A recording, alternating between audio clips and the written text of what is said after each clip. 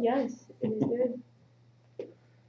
And we are unmuted because it is now 4:30.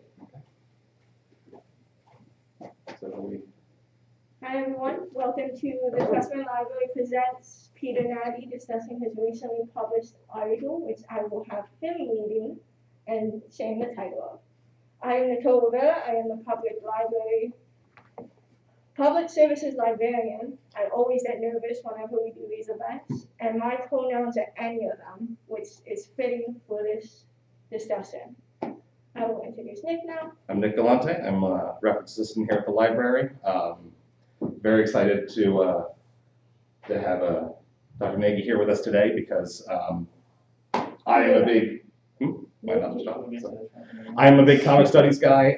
That is what I did some of my research on post getting my master's degree. So I'm very excited to have him here with us to talk about his research. So I'm going to pass this over to Pete. Pete, take it away. Hi everybody, thank you so much for coming. I'm going to try to do my best to juggle a high flex module we have going here. I'm going to address the in-person crowd, but also make sure to face the camera as well for any of you who are out there remotely. So just wanted to begin by thanking the crowd we have in front of me for being here and taking interest in my work. Thanks to anybody who's out there remotely. Special thanks to Nicole and Nick for supporting me and help organizing all this and putting this together. I also want to thank Dr. Luann Fletcher, the chair of our department, for putting me up to thinking about comics in an intellectual fashion, because without her, this paper would not exist. So what I'm going to do is I'm going to talk for about 25 minutes-ish, where I'm presenting a portion of a longer paper that I have published in an academic journal called Modern Fiction Studies.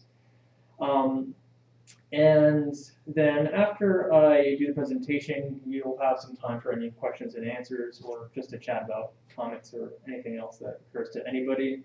I do have some images for us to look at, a few of which I will actually pertain to the reading that I'm giving. And as I'm going through the piece, I'll reference those, where it makes sense to do so. But we also can take time after if we want to look at the images as a group, just to talk through them if anybody's interested in doing that. So, okay, here we go. And I'm going to start with a brief intro, and then I'll get into the actual paper itself. There's something queer about comics. I borrow this phrase from Ramsey Fawaz and Derek Scott, whose work on bridging queer social and cultural history in the context of superheroes informs my own. Historically, superhero comics and queers, by which I mean the full LGBTQIA+ spectrum, have much in common. Both have lived on the margins of the dominant culture, and both have been stigmatized at various times as childish, backwards, and dangerous. Queers have caused panic, so too have comics. Decades before critical race theory scared some into frenzied calls for censorship, Caped Crusaders struck fear in the hearts of parents. In the 1950s, public paranoia grew so intense that a Senate subcommittee on juvenile delinquency was formed to investigate the corrosive effects of comics. They brought in psychologist Dr. Frederick Wortham, who pointed out, among other things, that superheroes threateningly broke with gender and sexual norms. There was, he suggested, something all too masculine about the strength and autonomy of Wonder Woman, and all too suggestive about the lasso with which she tied up men and women. There was, too, something worrisome happening underneath the sheets of the bed that Bruce Wayne shared with his young protege, Dick Grayson. Wortham's testimony tarnished the reputation of the superhero genre for some time, and it forced publishers like Marvel and DC to practice self-censorship. But he wasn't wrong. Superheroes are deviant, and in the most fabulous way. We find this deviance metaphorically in the comic's form, a non-linear, often multicolored mishmash of text and images set in frames whose sequence the reader must organize for themselves. We also see it in the dislocation of artistic intentionality. The meanings of comics exist somewhere in the in-between, at the crossroad of the creative teams behind them, the writers, pencilers, inkers, and editors, and the reader's experience. We also find this deviance, of course, in the superhero itself, in the queer poetics of physical transformation, mutation, secret identities, and alternative kinship formations modeled by super teams. In short, superheroes are not straight. As I understand it, the project of comic studies is one of recovery. It is to invite comics to come out of the closet, to explore and celebrate the queer contours of a medium and subculture that the phobic elements of society have tried to suppress. To do this, we must begin to see queer social history and the history of comics as, in the words of Fawaz and Scott, mutually constitutive, as histories that have shaped each other from the start. And in that show, this is, as you'll see, what my work is about. Specifically, it is about the way in which comics history shapes and has been shaped by transgender history. In what follows, I'm going to share with you a piece of a longer publication in which I explore how Rachel Pollack, a transgender writer and artist, created a trans comic aesthetic through her run on the DC series Doom Patrol, and how that aesthetic was in dialogue with discourses about transgender identity and experience in the 90s. I'm also going to suggest at the end how this aesthetic was explicitly in conversation with queer and trans comics readers. Okay, so that's the intro, and here's the actual paper, and the title of the paper is Castrating Superman, Rachel Pollack's Transgender Cyborg Superhero in Doom Patrol. In 1993, Rachel Pollack, transgender activist and science fiction author, began as a writer for Doom Patrol, a DC superhero comic that started in the 1960s. Doom Patrol features an eponymous group of oddball heroes whose bizarre powers, appearances, and perceived physical deviance place them on the margins of bodily, sexual, and social normality. The comic was a perfect home for Pollack, who saw in the Doom Patrol a potent metaphor for the lived experiences of gender minorities like her. It was also an ideal fit for her own heroic outcast, Kate Godwin, a transgender lesbian mutant who possesses the power to dissolve and congeal material objects, and who goes by the superhero name, codename Coagula, a moniker derived from the alchemical phrase solvet coagula, which means to break down and reshape matter. Coagula remains Pollack's signature creation and arguably her most enduring contribution to the world of comics. One of the earliest transgender superheroes and one of the handful to appear in mainstream comics, Coagula fosters transgender visibility within what was and remains a predominantly cisgender male fantasy landscape. But even more importantly, she is, as both transgender woman and matter-shaping mutant, a powerful representation of the queerness that unites the mutant hero, a celebrated symbol of physical deviance, and the radical transgender subject, whose fluidity exhibits the transformative potential embraced in the mutant, and whose unruly body similarly disrupts stable normative categorization. Pollack initially suggests the link between mutant and transgender embodiment in an issue from the comics that she had a run on called The Laughing Game. This is an issue that marks Coagula's debut and explains her origin. The issue begins with the emergence of a new villain. A sequence of panels in the opening depicts a scrawny young man who has lived a life of sexual rejection by women and who therefore blames them for his feelings of inadequacy. The first panel shows him asking out a girl in high school. She rejects him because he is not big enough. Though she means simply that he is too short, the young man takes her comment to mean physical lack.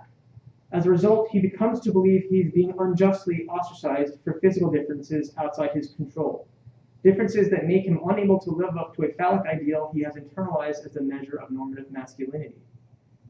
How could she know that, he wonders? It's not my fault. I was just born that way.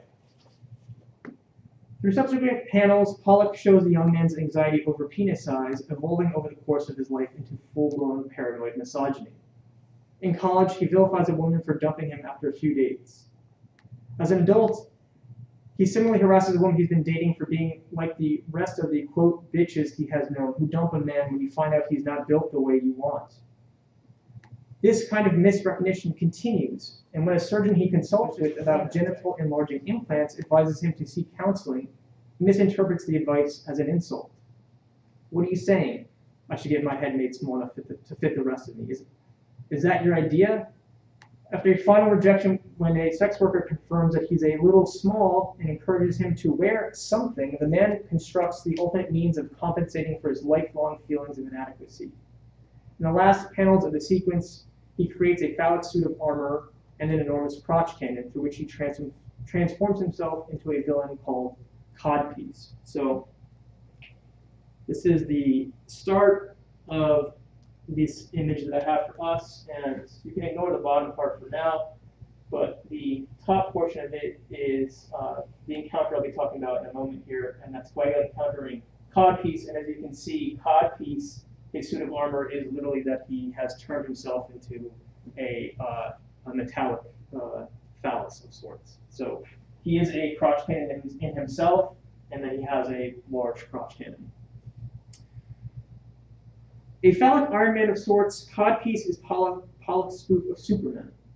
He is a satire of the classic villain and hero as male fantasy about the compensatory rewards of hypermasculine transformation, namely the desire to mutate into something large and hard, which has been a long-standing trope of the superhero genre. Much like the so-called Golden Age heroes of the 1940s and 50s, who shed frail or impaired alter egos for muscular, nearly invincible heroic identities, and who were ableist fantasies intended to assuage male anxieties about physical and emotional weakness, Codpiece allegorizes a normative male response to their bodily variation. By depicting Codpiece as a conventional supervillain, which is simply an inversion of the superhero, Pollack sets up a crucial contrast between him and Coagula.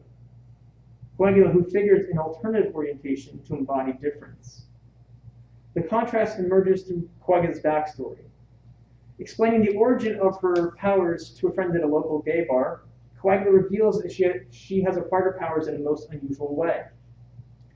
A former sex worker, she was approached one night by a customer, a strange person who was wrapped in bandages and clothed in both masculine and feminine attire, high heels with a shirt and a tie underneath a woman's fur coat. Beneath the clothes, the stranger, who fans of the comic recognize as the former Doom Patrol Rebus, was a physically androgynous amalgam of Larry Traynor, an original member of the team, and another character, Dr. Eleanor Poole. Coagula describes him as he, she, who was really both. Soon after her encounter with the stranger, Coagula acquired her alchemical powers, adopted her superhero name, and in lieu of a cape, donned a dominatrix-style superhero costume, complete with a leather mask and combat boots. Mocking the conventions of the genre and emphasizing the relative perversity of her own heroic creation, Pollack suggests that, like other Doom Patrol members, Coagula quickly discovered she was an outsider even in the world of superheroes. As she further explains to her friend, at some point after discovering her abilities, she attempted to join the canonical DC superhero team, the Justice League, a collection of mostly Golden Age superheroes characterized with a kind of bodily and social normality typical of heroes from that era. But they rejected Coagula for being too different. I suspect they liked my powers, but couldn't handle me, she explains. The backstory builds up to a showdown between Codpiece and Coagula, whose paths cross outside the gay bar just as the villain takes out two other members of the Doom Patrol. And this is where the image comes into play. Wearing a frog mask that she found in a costume shop to hide her identity, another way Pollack pokes fun at the conventions of the superhero, Coagula confronts and defeats Codpiece in a scene that symbolically demonstrates the heroes and villains' contrasting orientations to bodily differences.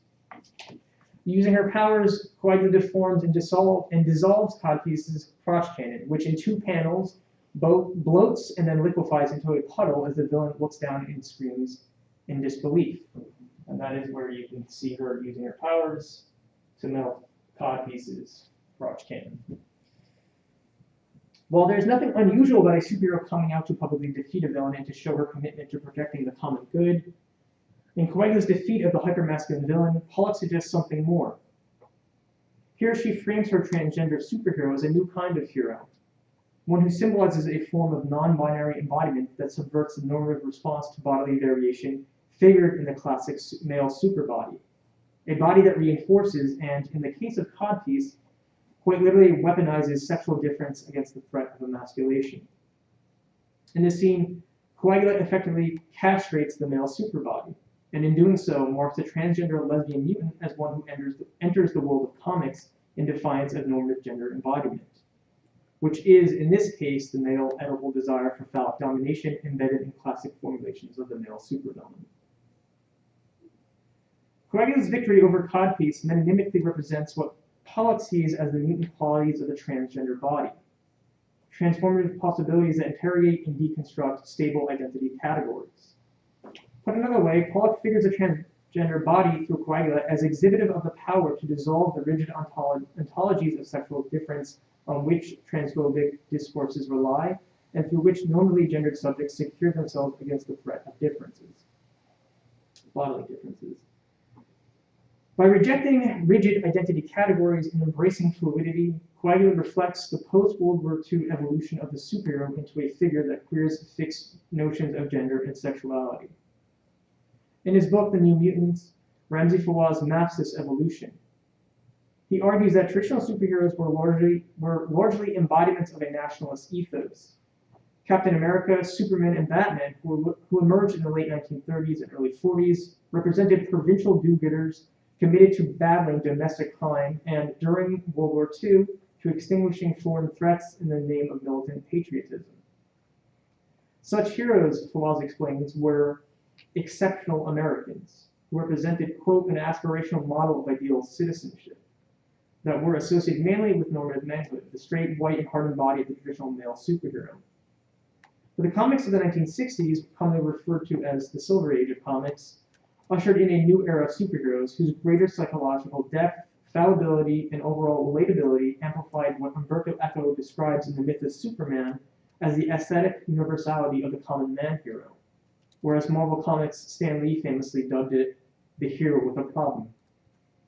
Shaped by the rise of countercultural liberalism and the Atomic Age's emphasis on human biological variation and unpredictability, superheroes of this era, in addition to, or perhaps as a coextension of their enhanced realism, incarnated more diverse and flexible conceptions of embodiment and identity. In contrast to the hyper-masculine and hyper-feminine bodies of traditional heroes, post-war superheroes possessed mutated bodies, and they formed alternative kinship structures based on a shared feeling of deviance. In this way, they effectively, and this is a quote, Fawaz again, thwarted the direction of heterosexual desire and life outcomes and cultivated an effective orientation toward otherness and difference that made so-called deviant forms of bodily expression, erotic attachment, and affiliation both desirable and ethical. This post-war superhero was accordingly a new mutant, a figure that represented a wide range of otherness, expanded the definition of what counted as human, and showed that while there was pain in being an outsider, there was also pleasure, strength, and community in difference. In what follows, I argue that Coagula is a transgender variant of Fawaz's New Mutant. Pollack seizes on the mutant superhero, a widely celebrated metaphor of transformation and difference, to affirm trans subjectivity. Consistent with Eric Scott and Ramsey Fawaz's conception of comics as, quote, visual structures that not only lend themselves to questions of sexuality and sexual identity, but that have also taken shape historically in response to transformations in the history of sexuality, I claim that Pollack's depiction of the transgender mutant responds to historically emergent discourses about trans experience and trans identity, specifically the anti-identitarian formulations of gender, sexuality, and embodiment through which modern transgender studies countered the essentialist roots of anti-trans feminism, and through which they began to theorize more radicalized understandings of what it meant to be trans.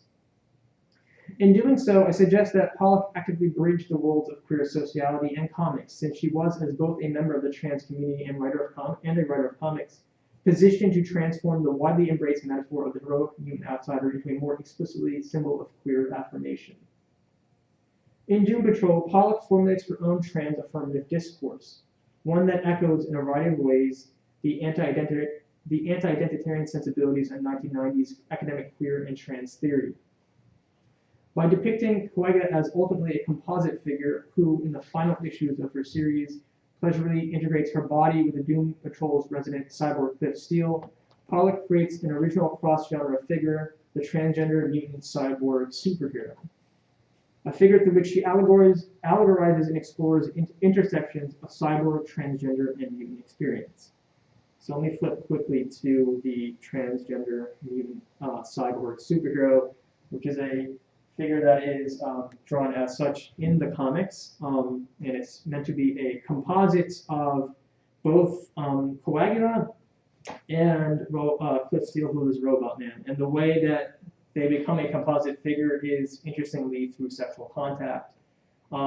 My understanding of it is that Rachel Pollack sees sexual intimacy as a kind of a radically destabilizing experience in which boundaries, psychological, emotional, and physical boundaries between two even very different people, those boundaries can become suspended or even decomposed in a way that allows them to be, as it's symbolically represented here, to be, how do I put it, to be a kind of hybrid subject.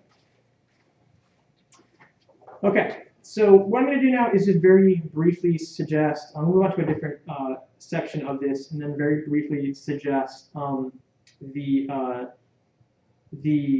section of the paper in which I show the connection explicitly between trans affirmative discourses in the 90s, trans theory, and what Rachel Pollack does in Doom Patrol. So here we go. Historically speaking, and this is a section called Transgender Monsters, Transgender Mutants. Historically speaking, it makes sense that Pollack, a politically conscious transgender woman, was drawn to the concept of the mutant as a way to explore and engage critically with issues surrounding the experiences of gender and sexual minorities. And then in the 1990s, the term mutant was a popular transphobic slur frequently used to stigmatize transgender men and women, as well as other genderqueer people. In fact, the pejorative use of the term was so common that the theorist Susan Stryker, in her now famous 1994 Trans Feminist Manifesto called My Words to Victor Frankenstein, observes that the term mutant stood alongside other widespread anti-trans labels, such as monster and creature.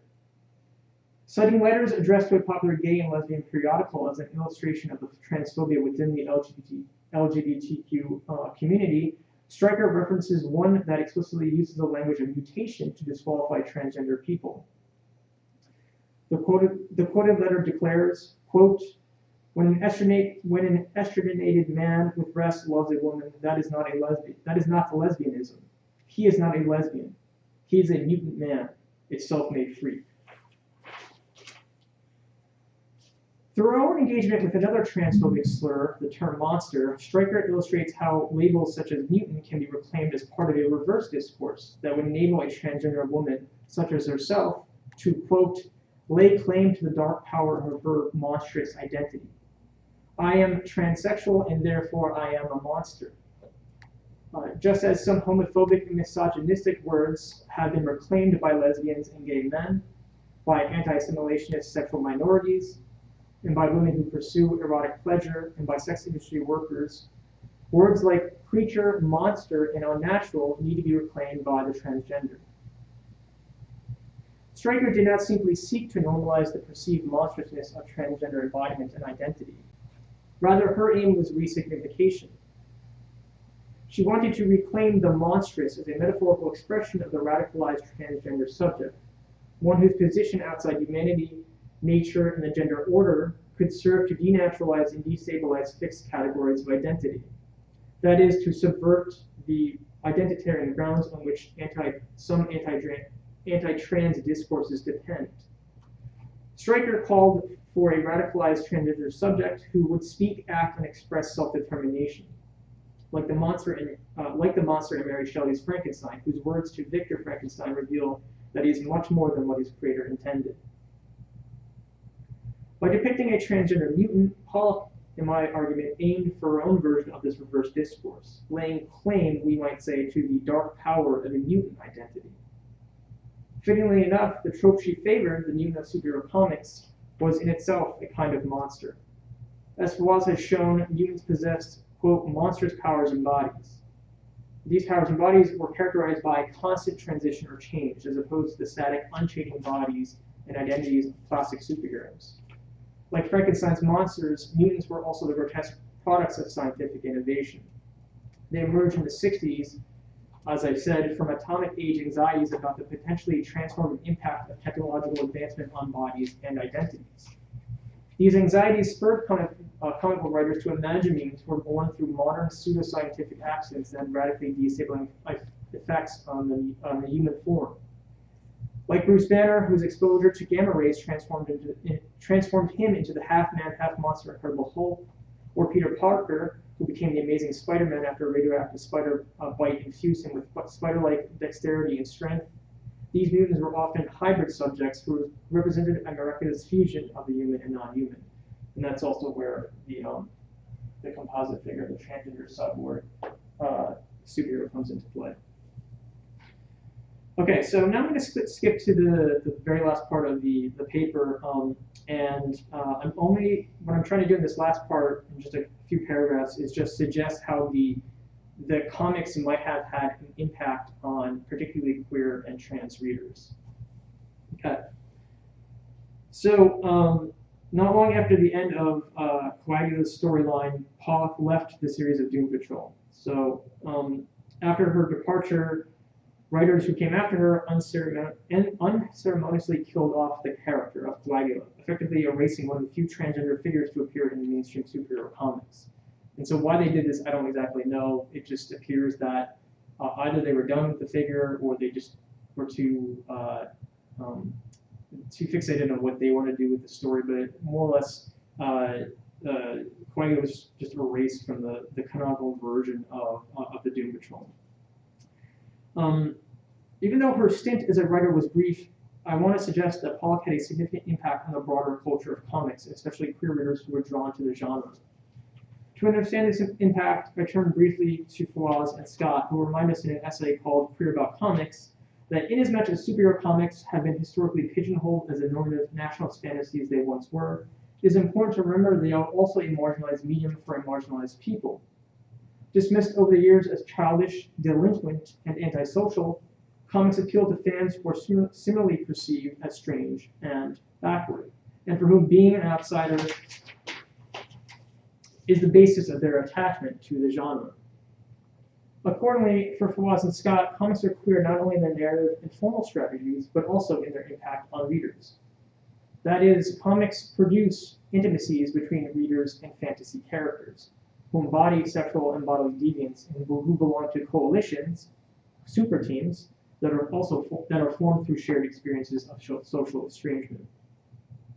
So drawing on these theorists, I want to conclude by considering the readerly impact of Pollack's run on Doom Patrol and the extent to which she may have altered the genre by transforming it into a more explicitly trans-affirmative discourse. As a rough gauge of how her work impacted readers, I briefly reflect on some of the fan mail that Doom Patrol received over the course of Pollack's run on the comic. Letters that the publishers selected and printed in the what was called the Doomsayer section at the end of each issue. While fan responses to Pollack were admittedly varied, what is most significant for my purposes are the letters suggesting that she changed comics by more explicitly drawing out its potential as a queer medium. On the back, in the back of the issue, Dogs of Soul, one fan, Andrew Worling, writes that he was, quote, super excited to see a transgender character who isn't portrayed as a freak. Amen to inclusiveness, and Doom Patrol is a place to start, isn't it always? In another letter, another fan, Danny Horn, suggests that Pollack changed the game for many comic readers, but particularly members of the queer community. He suggests that while Doom Patrol has always been DC's, quote, DC's queer secret weapon, in the hands of Pollack, quote, it's never been so out of the closet before. As Horn suggests, Pollack's more out-of-the-closet take on the superhero, that is, her more direct exploration of the conceptual and narrative links between the queer subjects of heroic mutation and notions of queer trans identity, transform the possibilities of the genre. In Horn's words, her storytelling, Pollack's storytelling, pushed the boundaries of what a mainstream comic can do. The letter further implies that by outing mainstream comics, Pollack facilitated a kind of effective attachment between readers and comics that Fawaz and Scott discuss. Pollack's version of Doom Patrol as an allegory about sexual and bodily deviants who struggle with discrimination provides Horn, who describes himself as, quote, an out gay man who works and lives primarily in a straight world, with a meaningful analogy to his own experiences as a sexual outsider. Another response at the end of the same issue similarly suggests that Pollack altered comics by further enabling queer readerly identification. In what is, to my mind, the most remarkable response to Pollack's work, a fan by the name of Ursula Fenris, a transgender woman, self-identified transgender woman, writes about her identification with Kate Godwin, whom she describes as a ghost of myself among the super people. And Kate Godwin, again, is the other name for Coagula. Ursula's excitement at seeing herself in Kate speaks to how Pollack's creation of a recognizably transgender hero helped to change the fantasy genre into one that could facilitate forms of queer visibility, identification, and self-recognition, particularly in this instance for transgender readers. For Ursula, it was Pollack who ultimately made superheroes into a queer coalition in which she could recognize herself, a ghost among them. As the fan responses indicate, Pollack succeeded in shaping comic books into a more perceptibly queer medium. Her innovations undoubtedly helped pave the way for the uncloseted queer superheroes in comics, television show adaptations, and other related media that have gained traction in the last 10 years or so.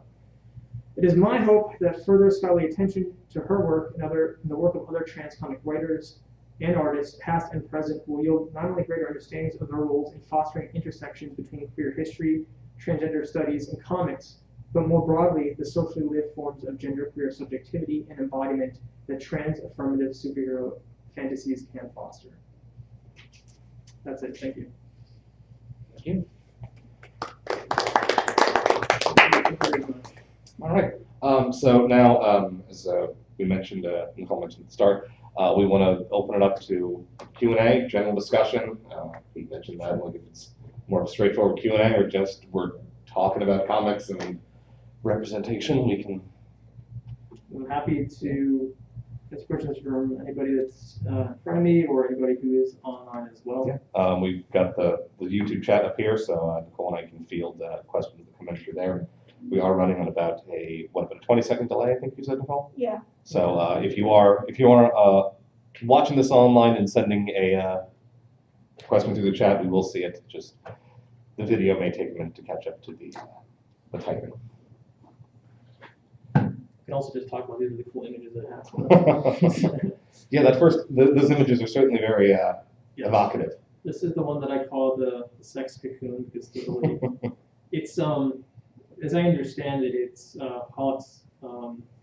She's trying to rupture a number of different boundaries here, right? So there's the boundary between the transgender woman superhero Coagula and Robot Man, who's a cyborg superhero, and then there's also this mishmash of this kind of collision, if you would, of the organic and the mechanical, right? So there's the tree that wraps him in a cocoon, but it's also a combination of Robot Man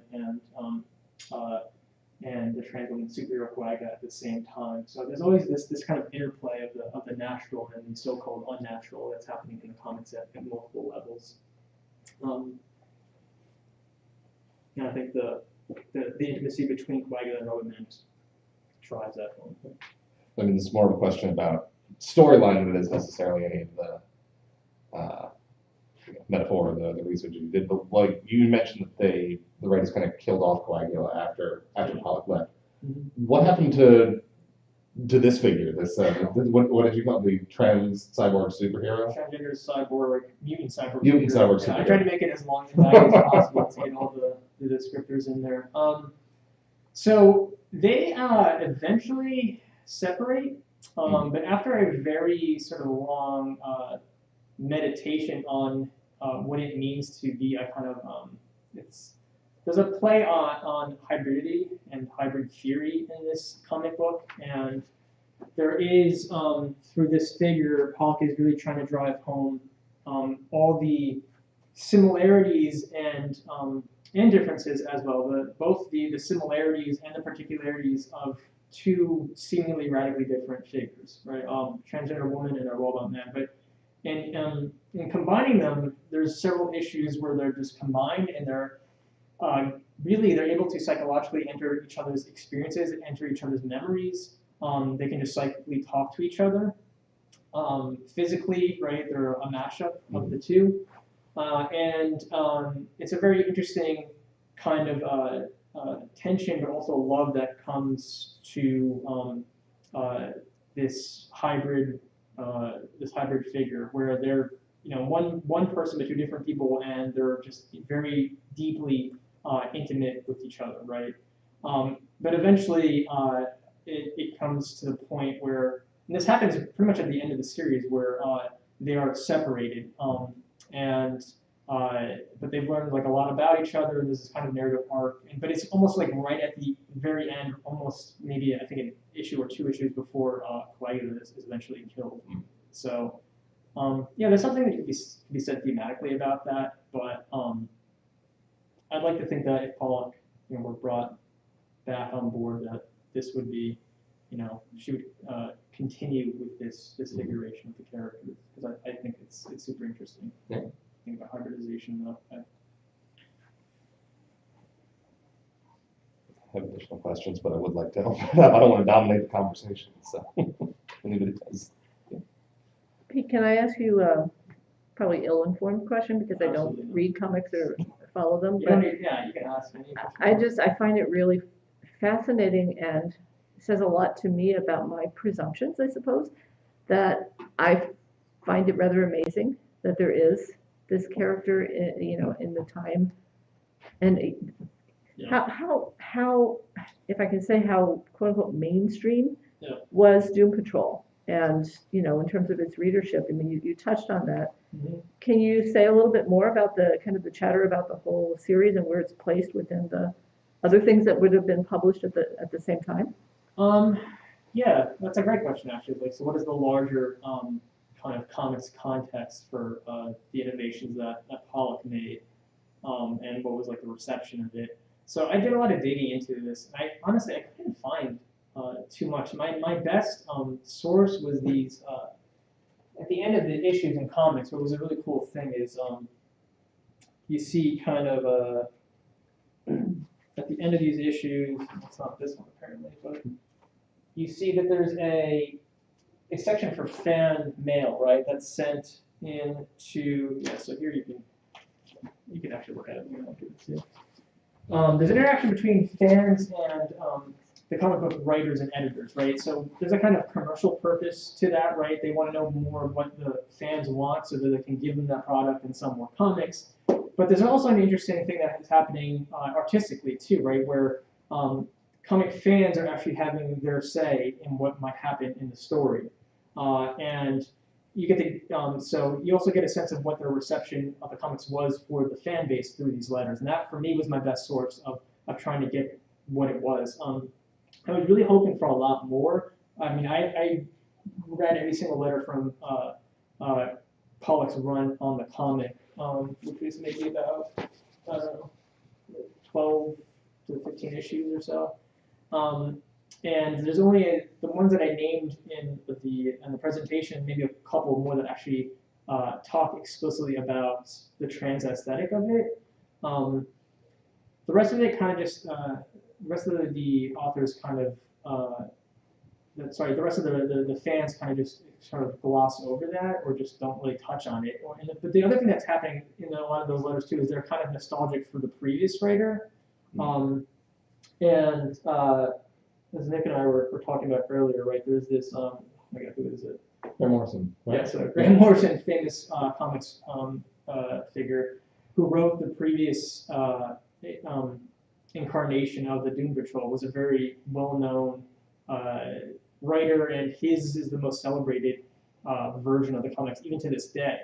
And so his publications, I think, were collected in these trade paperbacks. The comics like take up several issues and they collect them in trade paperbacks to make them more like sellable. And it wasn't until recently, I think, just this past few months ago, that they actually finally collected Rachel Pollack's run on the comic. That. So this is this kind of weird, like, nebulous position that she occupies within comics history. In terms of like the wider comics that were coming out, I don't know. I dare say that it wasn't.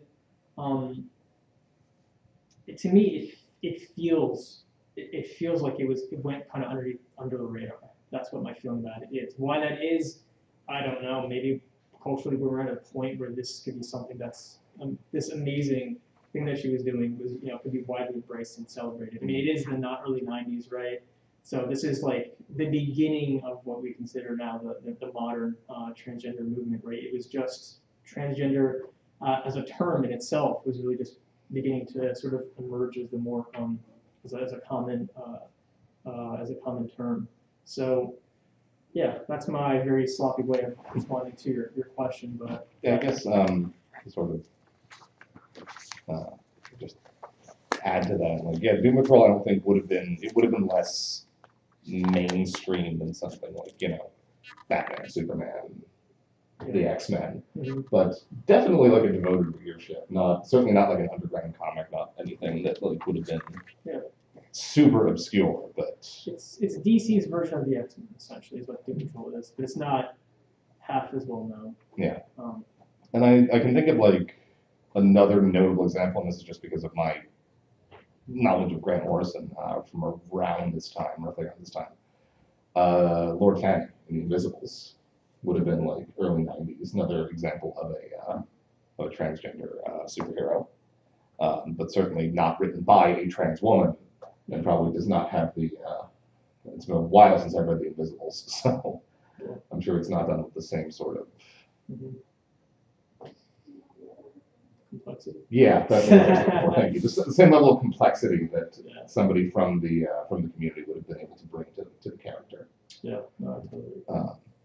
But yeah, I think definitely this was something of a novelty, certainly for comics in the early 90s.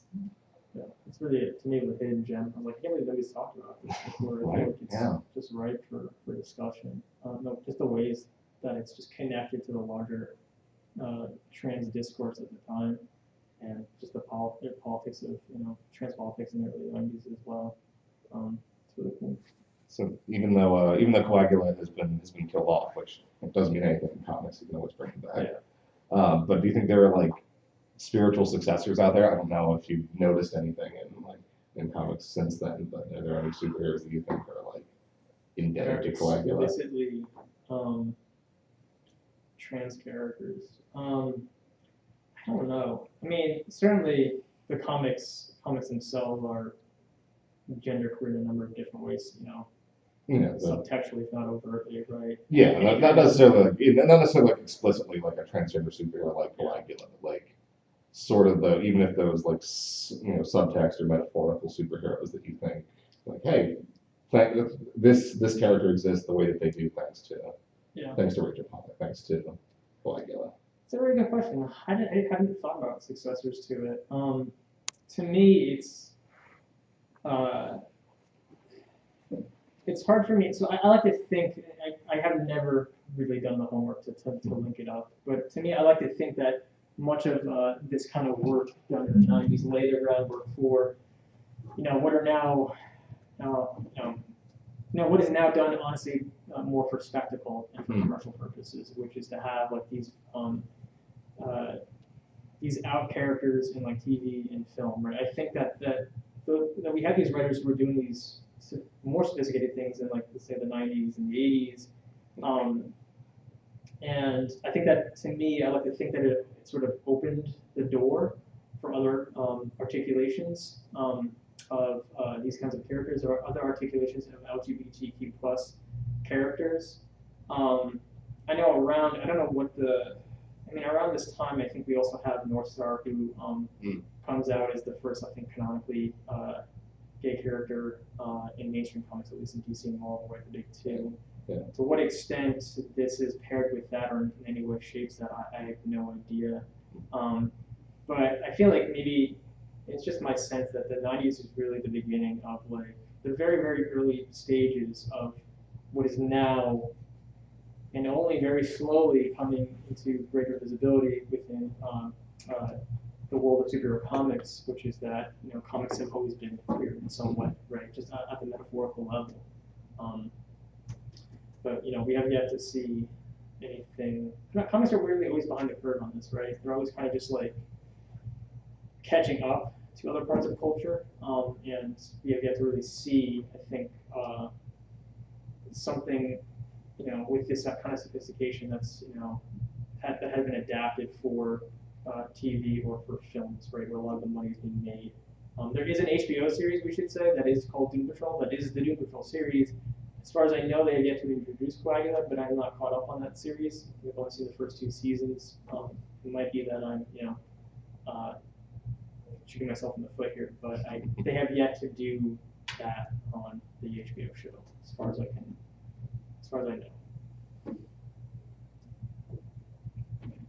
Other questions? I don't have a question. I just love Coagula. I like that expression. Comments? The question is, do I love Coagula? The answer is yes. Of course it is. I'm obsessed with her. Yeah, she's one of my favorite characters. Just a fantastic character. Yeah, I was just pissed that they just dropped the storyline. There's so much you could do. Yeah, I mean, I'm sure I'm sure, just given the nature of comic book fans we've seen in the last decade, every time Marvel tries to do something interesting, I'm sure for every letter that you found that praises Coagula and talks about it, there were probably a dozen that were unfit to print in a comic book. Maybe. Be interesting to read those too. Yeah, definitely. But I'm wondering, I don't know, like you said, you're not sure why they killed her off, but I can't imagine it was open backlash. I mean, it was just writers didn't know what to do with her. I mean, I can't imagine in 1990, whatever it is, 1993, that's a selling point for a comic book. But yeah, I mean, these are commercial industries that are driven by money, so nothing else. So they will experiment, but only to the extent that it doesn't hurt their bottom line. And I think that logic still applies to what we're seeing from Disney, now has Marvel, and Warner Brothers, who now owns DC Comics. I guess my question is, do you think there'll be an increase in transgender representation? Because there is an increase in same-sex relationships, because we have Iceman, who I think is bisexual or gay. Which version of it? That's the question. Yeah, that's the question. Yeah. Well, I think there was a to-do because Superboy was just revealed to be bi, yes? I think so. And then there was also Wiccan and Hawkling as a couple. So since there's been an increase in same-sex, do you think with the representation of LGBT increasing the way it is, that there will be an increase in transgendered superheroes? I can only hope so, but I can only hope that the people who are invited to explore those representations are trans or gender queer people, because my issue with declaring the son of Superman is bisexual is great. I'm bi, cool. I like to see a bi Superman or son of Superman. That's great. But my sense is that they do this really as a, this is just bait, right? This is consumer bait. They want it's rainbow capitalism. They want to commercialize, turn into spectacle, and then just turn into products.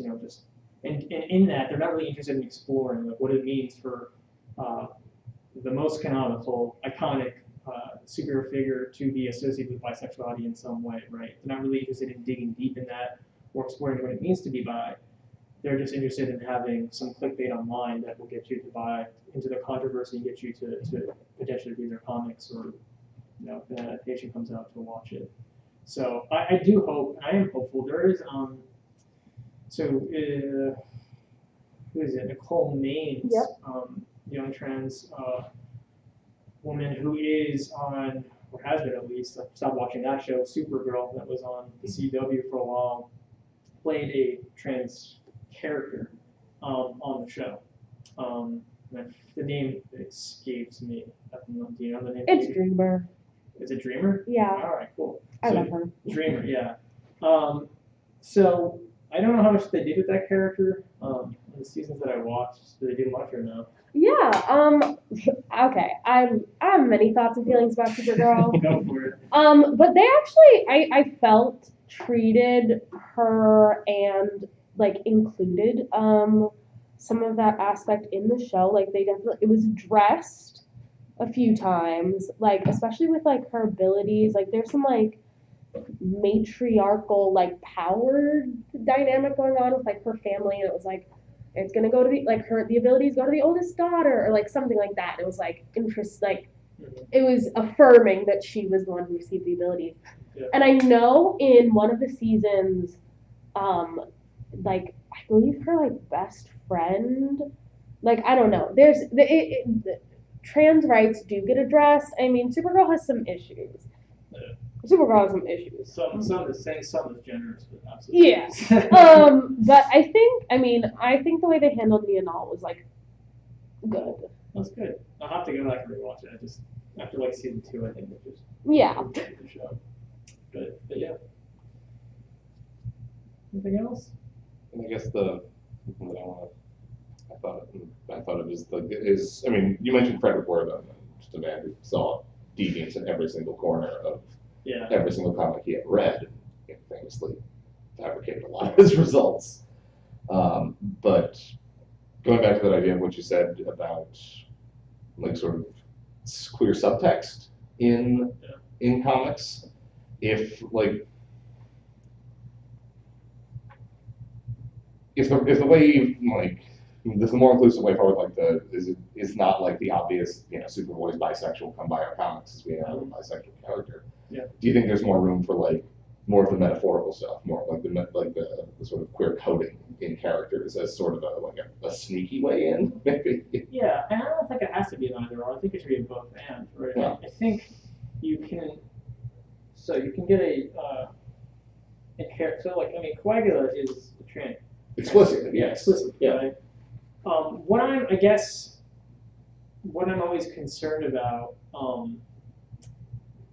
is that we'll get sort of bogged down just into thinking about identity, gender, sexuality only categorically, right? When comics as a form clearly can offer so much more much more complexity when it comes to that. So you can have a character who's supposedly a trans woman, but also who is a gender queer character at the same time, who's a composite figure, right? Who's a hybrid figure, right? Who is a mutant, who then becomes a cyborg, right? Who then all that gets undone, right? So there's always this kind of this sense of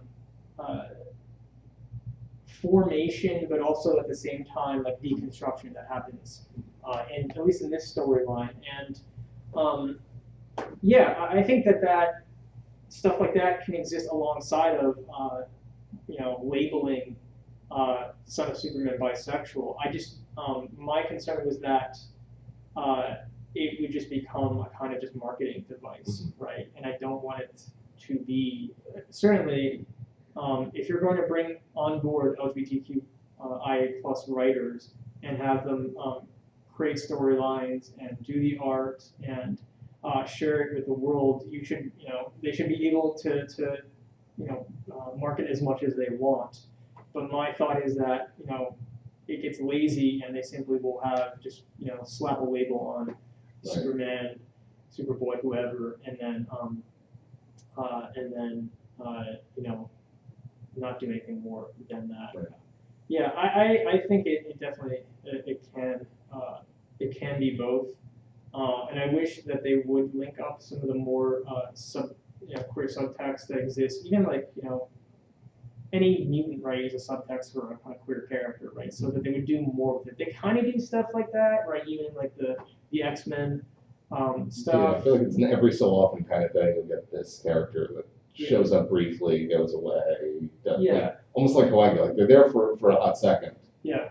And then you never hear from them again. Yeah, but you don't get to see this, right? Obviously. This is the thing that kind of annoys me about the X-Men, right? The X-Men are like the mutants, right? But then they're also like generally white, and they're generally, our image of Wolverine is Hugh Jackman's body, right? Yeah. So you have this character who's supposed to be in the comics. He's short, right? He's short, he's stocky, he's hairy, Yeah, so he's supposed to be a mutant in the truest sense, and then he gets normativized through the process of being brought to screen, which makes sense because it's Hollywood. But what gets lost is this, right? And that's what I would like to see more of. You can see it, I think, more on TV. They're willing to take a bit more risks on television.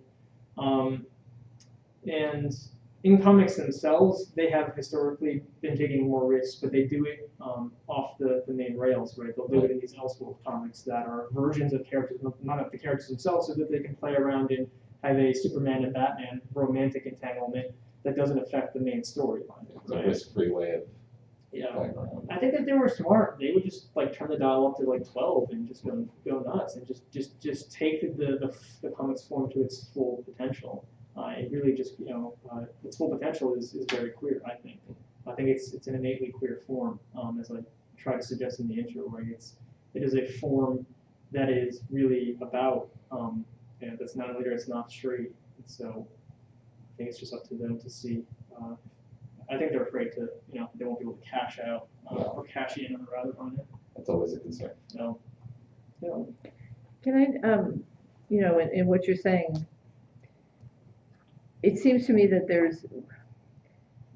when you're talking about comics, you're talking about the narrative of the published narrative as opposed to what it gets transformed into when it's made for media, for film. Would you say that that's also true of other forms of fiction? I mean, you're speaking specifically about comics and, kind of suggesting that the form itself is queer. Are there other forms of fiction that are also, when it's on the page, narrated on the page, it's a more complex, maybe this is just a stupid way to think about it, but I'm wondering how much of it is the narrative medium, and there's something to be said for the visual and the graphic piece of it, versus what happens, it is the narrowing of things a function of moving things to the screen. Possibly, but then you can have an experimental film form too, right? That can maybe better accommodate the actual comics form, right? Potentially, but then that's the one that's people are not going to pay. Yeah, that's the thing. It's like people want their Spider-Man to be Spider-Man swinging around on webs and punching people in the face and having a romantic interest. What they don't want is Spider-Man who actually looks like a spider and then has anxiety and depression and all this other stuff, and is really trying to grapple with mental health issues, and the whole thing is dark and gritty, and there's no traditional narrative form to it, linear narrative form. They don't want an intellectual think piece. They want entertainment, right? And this is what, unfortunately, Disney, as it collects all the things, right? It's going to turn. People are going to now identify superheroes with just the high flying action films that they have. And certainly, there's opportunities to do other things. So like I'm speaking very ill of Disney, but the TV show WandaVision plays with form in an interesting way, right? And I think that's why a lot of us, what they think about this stuff, find it so alluring. But more than not, that's not what they produce for film, right? And it's not. Most of their shows are not done in that kind of playful, quirky kind of way. I think it can be done, but certainly, you're right. There's, when you move from comics to film, let's say, right, you're going to lose something about it. I just think that there's more that can be done. There's that show that was on FX called with Xavier's son. Legion. Yeah, Legion was great. Excellent. Yeah, because it just lets lets itself go. It's a show. Legion is a show about the son of Xavier, who's a very powerful psychic telepath, and it's very about varied states of consciousness, and it messes with ideas of the inside and the outside, and the form of the actual show is plays on this too. So you don't know what is real or what is not real. There's a lot of kind of playful surrealism in it. And there's some good meditation on mental health stuff. And how that relates to it does. Topically, it does some interesting things too. But that got canceled after 2 seasons. So for every show like that, there's Did it get canceled? Did they? I thought they ended it. Yeah. They went the way they wanted to. I thought it was meant to be I wanted more from them, Well, More, yeah, but yeah, I'd love to see more of that, but maybe hopefully it's coming. I don't know. I have a couple of questions. I'm Sure. Mark. I'm from occupational therapy. Hi. I'm not familiar with this topic at all, It's all good. but just am curious about what other people are on campus are studying and researching. So can you tell me a little bit about like what's the state of the literature around these topics and were you able to connect with other scholars Oh, yeah. in the process? And Big time, big time. Mostly because I'm trying to work on to edit an anthology of essays on comic scholarship that's related to the theoretical work I did for this piece. So I ended it by suggesting, right, that there's something interestingly readerly about comics, right? That comic fans have a kind of special relationship to these stories. A lot of us, me, I started reading comics when I was very young, and some of my first early memories are literally just panels like out of comics. And I've always had a very enduring identification with a particular character from the Fantastic Four called the Thing. And so what happened for me is that this was an opportunity to think about like what that interaction is, like why would I see myself in a character that just seemingly has no connection to me at all? Like the guy is like a giant rock, like literally that's what he is. Basically that's what the collection is about. Like what it's kind of the essays that I'm trying to solicit for are hybrid essays in which people offer both personal narrative and they also they do an analysis of the comics form, right? To try to theorize what that interaction is about. And through this and through that, I've met tons of people, right? My impression, I think, going into it is like, comics was a field of study that, like, it's still that thing that we laugh at, right? But there's a lot of actually serious work being done on comics, and I do mean that. I mean serious in the sense that it's being accepted more and more by like the I would say the mainstream of the literary scholarly field. Like I intentionally try to get this published in a academic journal that is a literary academic journal. There are plenty of journals, cultural study journals out there that accept comic studies pieces, but I've got it published in Modern Fiction Studies, which is a fairly well-known literary studies journal, because I think it belongs alongside of like studies of more conventional literary forms, and they accepted it. So and then I got in touch with other people. Fawaz I had an email correspondence with for a while.